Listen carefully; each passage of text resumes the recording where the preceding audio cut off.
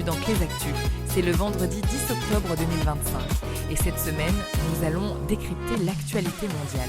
Au programme, la montée des tensions migratoires en Europe, le nouveau visage de la diplomatie commerciale sino-américaine, la course effrénée à l'IA et un regard sur l'agriculture face aux défis climatiques. Restez avec nous.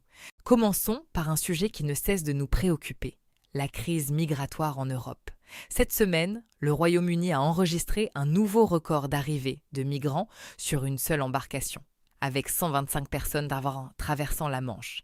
Qu'est-ce qui explique cette escalade ?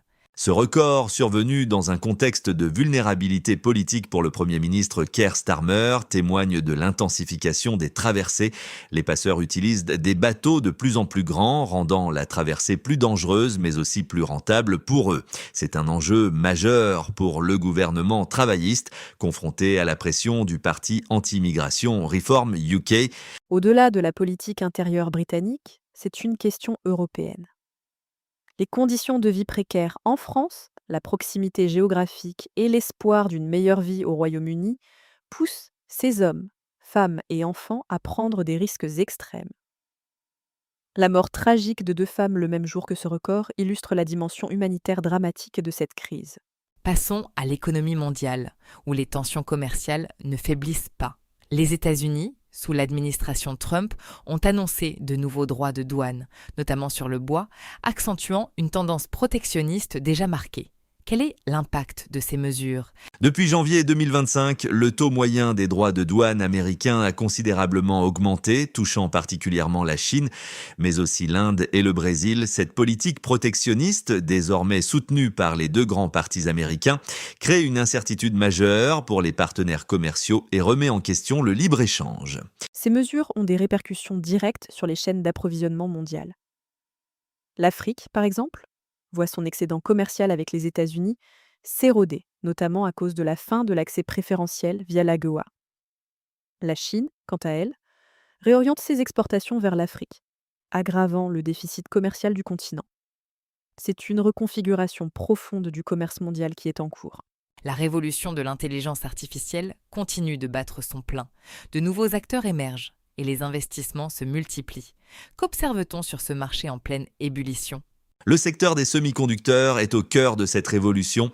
On voit des circular deals impliquant des géants comme Nvidia, OpenAI et AMD avec des flux financiers réciproques. Bien que cela puisse rappeler la bulle Internet, la demande pour l'IA est réelle et ces investissements, s'ils restent stratégiques, peuvent être justifiés. En France, nous voyons l'arrivée d'acteurs majeurs, comme Anthropic, créateur de l'IA Claude, qui ouvre une filiale à Paris. Parallèlement, la bataille juridique autour de la marque ChatGPT illustre les défis de protection de la propriété intellectuelle à l'ère de l'IA. La régulation de ces technologies devient un enjeu crucial. Changement de décor avec un sujet environnemental qui soulève des questions sur notre rapport à la nature. L'explosion du tourisme en Laponie finlandaise, si attrayante soit-elle, a des conséquences écologiques non négligeables. Julie, qu'en est-il sur place ? Les images satellites sont parlantes. Une prolifération de constructions touristiques, chalets et igloos de verre, surtout autour de Rovaniemi. Près de 15% des nouvelles constructions sont liées au tourisme, fragmentant les habitats naturels et mettant sous pression la biodiversité et les modes de vie traditionnels des Samis, notamment l'élevage de rennes. C'est l'ironie d'une région clé pour la lutte contre le changement climatique qui subit de plein fouet ses effets, notamment le réchauffement. Ce surtourisme pose la question de la soutenabilité et de la nécessité d'un tourisme plus responsable, alors que la Laponie est aussi un écosystème fragile et essentiel pour la régulation climatique. Enfin, un regard sur le monde du travail en France. Après des années de prédominance des salariés, on observe un changement de dynamique. Marc, quel est le constat ?